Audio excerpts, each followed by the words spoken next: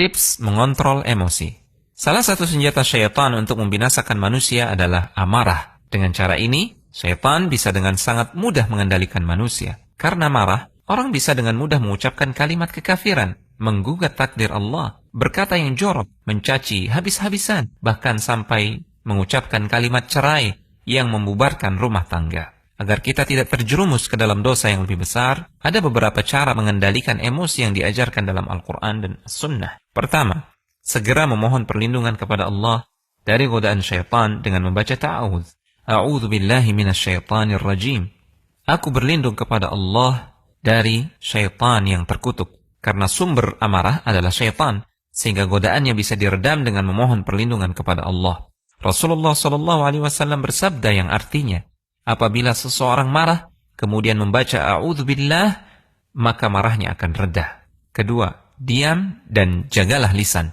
Bawaan orang marah adalah berbicara tanpa aturan, sehingga bisa jadi dia berbicara sesuatu yang mengundang murka Allah. Karena itulah, diam merupakan cara yang mujarab untuk menghindari timbulnya dosa yang lebih besar. Rasulullah SAW pernah bersabda yang artinya, jika kalian marah, diamlah. Ketiga, mengambil posisi lebih rendah. Kecenderungan orang marah adalah ingin selalu lebih tinggi dan lebih tinggi. Semakin dituruti, dia semakin ingin lebih tinggi. Dengan posisi lebih tinggi, dia bisa melampiaskan amarahnya sepuasnya. Karena itulah Rasulullah SAW memberikan saran untuk meredam amarah. Rasulullah SAW menasihatkan, apabila seseorang marah dan dia berada dalam posisi berdiri, hendaknya dia duduk. Karena dengan itu, marahnya bisa hilang.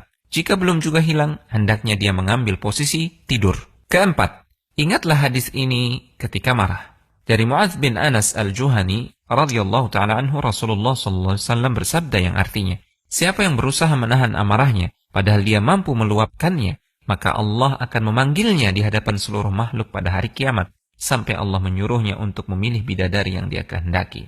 Dalam hadis yang lain, Rasulullah SAW bersabda yang artinya, siapa yang menahan emosinya, maka Allah akan menutupi kekurangannya. Siapa yang menahan amarahnya, padahal jika dia mau, dia mampu melampiaskannya, maka Allah akan penuhi hatinya dengan keridhaan pada hari kiamat. Kelima, segera berwudu atau mandi. Marah itu dari syaitan, dan syaitan tercipta dari api. Padamkan dengan air yang dingin. Dalam sebuah hadis dari Urwah As-Sa'di radhiyallahu ta'ala anhu, disebutkan, sesungguhnya amarah itu berasal dari syaitan, dan syaitan diciptakan dari api, dan api bisa dipadamkan dengan air. Apabila kalian marah, hendaknya kalian berwudu. Konsultasi syariah.com